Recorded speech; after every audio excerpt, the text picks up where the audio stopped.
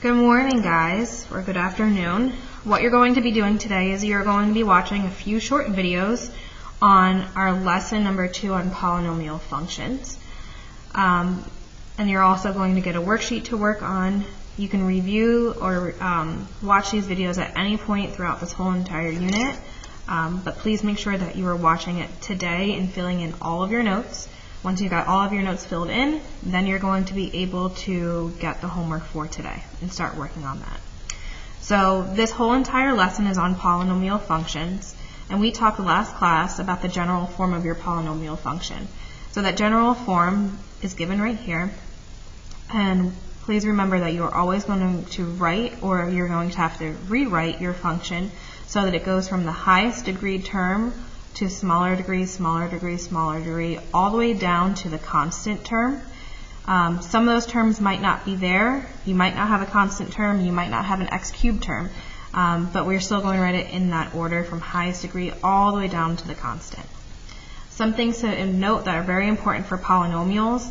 Once the polynomials have a variable in the denominator or under a radical or as an exponent, it's no longer considered to be a polynomial. They also may not have jumps, like in our step functions, holes, like sometimes we have those in our, any function that we have. It could be in a quadratic, your hole could be happening in a piecewise function, anything of the sort, or sharp turns, just like in the absolute value function. That has a very sharp turn. So, on the next thing that we're going to do is we're going to identify all of these functions down here by their degree and by what their polynomial is called. So this function here, f of x equals 2, there's no x term there because that x has a degree of 0, and anything to the 0 power is just 1. So we have our degree of 0, and this is called our constant function. F of x equals negative 3x plus 8. The highest degree that we see here is 1, and that's our linear function. The next one, f of x equals 5x squared plus 4x minus 1. The highest exponent value that we see is 2, so our degree will be 2, and that's our quadratic. The next one, f of x equals negative 4x cubed plus x squared minus x plus 7. The highest exponent value that we see is 3, so that's going to be a degree of 3, and those are called cubic functions. Next one is f of x equals negative x to the 4th minus x cubed plus 7x squared plus 2x minus 4. The highest degree that we see is this term here. That's a degree of 4. Those are quartic polynomials. And the next one, and the very last one here, f of x equals 8x to the 5th plus x to the 4th minus 3x squared plus 4x plus 2. The highest exponent value that you see is at 5. So that tells you the degree, and those are called quintic polynomials.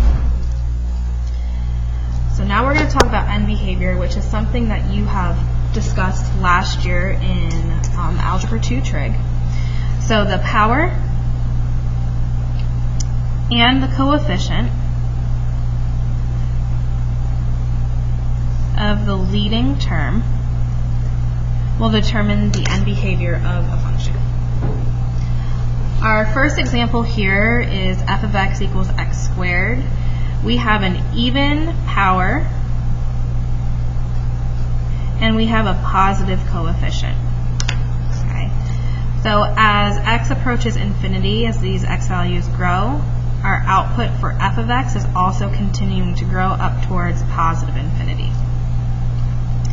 And as x approaches negative infinity, so these values are getting smaller, our outputs are also getting larger, and they're approaching infinity.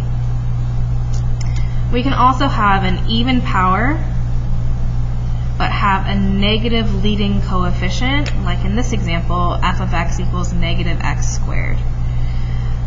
So we've got our parabola, it's opening down, and as x is approaching infinity, our output is getting smaller and smaller, it's approaching negative infinity.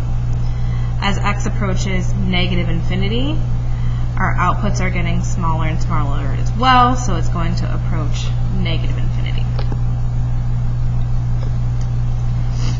Okay, so we've covered all the options for our even powers. Let's talk about our odd powers with positive coefficients. So f of x equals x cubed fits into this particular category. As x approaches infinity, f of x is approaching infinity as well. Those outputs are growing. And as the x values are getting smaller as x approaches negative infinity, your outputs are also going to continue to get smaller. So the output f of x will approach negative infinity. And our next combination is odd powers, but with negative coefficients, negative leading coefficients. So f of x equals negative x cubed. That is going to be the function that we're going to think about. For this one, as x approaches infinity, this x value is going to increase. Your outputs are decreasing towards negative infinity. And then as the x values are getting smaller towards negative infinity, your output for this particular function is going to approach positive infinity. So what we want to do is we want to think about these four categories, because on the next set of examples we're going to determine the end behavior, but we're only going to be given a polynomial. Okay. So we're going to determine the end behavior of the polynomial that we've got below. So the first thing that you want to do is you want to look for the leading term, and that's going to be your highest degree term. So that will be our 5x cubed term. We have a positive leading coefficient, and we have an odd exponent. So what we're going to do is we're going to reference the other side of that paper. Whenever you have a positive leading coefficient and an odd degree, your x value as it approaches infinity, f of x will approach infinity. And then as x approaches negative infinity, f of x will approach negative infinity. Number 2, y equals x squared minus 7. Our leading term is this x squared. We have a positive leading coefficient and an even power. When you have a positive leading coefficient and an even power, as x approaches infinity, your output f of x will approach infinity. And x approaches negative infinity, f of x will approach infinity. Okay, again, all I'm doing is I'm referencing this chart down below on the page before. For number 3, we've got y equals negative x to the 4th plus 2x plus 7. This negative x to the 4th is your leading term. You have a negative leading coefficient and an even degree. When you have a negative leading coefficient, as x approaches infinity, your output f of x will approach negative infinity. And as x approaches negative infinity, your f of x value, your outputs will also approach negative infinity. And then number 4, y equals x to the 5th, negative x to the 5th plus 2x cubed minus 4. Negative x to the 5th is your leading term. You have a negative leading coefficient and an odd degree. When you have a negative leading coefficient and an odd degree, as x approaches negative or positive infinity, your output f of x will approach negative infinity. And as x approaches negative infinity, your output will approach infinity.